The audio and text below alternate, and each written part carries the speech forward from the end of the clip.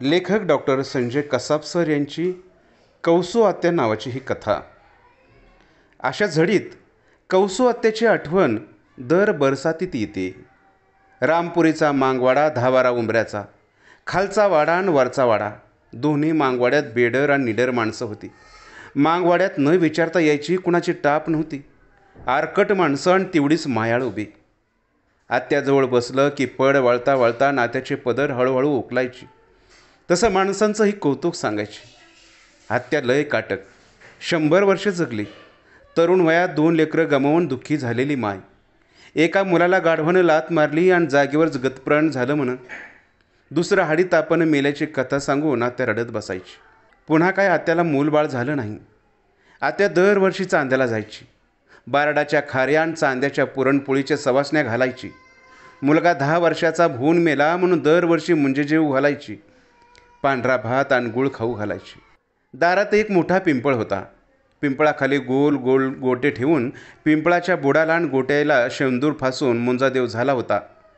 आम्ही सगळे त्याला हात जोडायचो. पण शेवटपर्यंत आत्याला सवासण्या आणि मुंजादेव काही पावला नाही. आत्याला शिंदीच्या 4 खणाचं माळवत होतं. बरसातीत सोपान्या, किसन्या, गुन्या, डिस्को आम्ही सगळी लेकरं झोपायला आत्याच्या माळवादात असायचो. कोंबडीनं पिल्लं पंखात घ्यावी तशी सगळी लेकरं आत्याच्या माळवदात उभीला भर पावसात दडलेली असायची. आत्या खूप कष्टाळू, 4 पैसे पाळून राहायची. मी मेले तर कुणाला वजं होऊ नाही बाप्पा म्हणून तर किडूक मिडूक सांभाळते, असं आत्या सहज म्हणायची. डाळी दुळी आणि जवारीनं गाडगे मडक्यानं घर नेहमीच भरलेलं असायचं. बाजारच्या दिवशी गुरुवारी मटणाची भाजी 2-3 घरी दिल्याशिवाय जेवायचीच नाही. सगळ्या लेकरायला जीव लावायची. फडे तोडे करून 4 पैसे जवळ नेहमीच बाळगायची. आत्याच्या या गोष्टीचा आम्हाला खूप हेवा वाटायचा. पाहुण्यांची लय गोडी. पाहुण्यांना मांस मटण खाऊ घातल्याशिवाय तिला चैनच पडत नसे. 2-3 पुतण्याला लेकरासारखं सांभाळलं पण जवळ कुणीच राहिलं नाही. मरताना आत्या एकटीच होती. आमच्या भावांनी शेवटी सुखदुःख केलं. 2 वर्षापूर्वी आत्या गेली. खूप थकली होती. नवरा 100हून अधिक वर्ष जगून गेला आणि आत्या ही 100 पूर्ण करून गेली. मांगवाड्यात कोणाची शर्मिंदी नव्हती.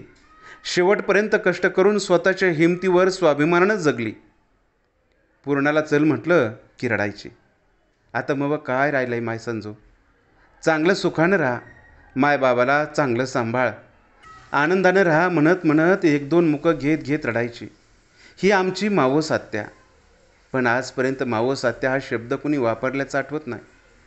मायबाप वावरात काबाड कष्टाला जायची आणि आत्या आम्हाला सांभाळायची.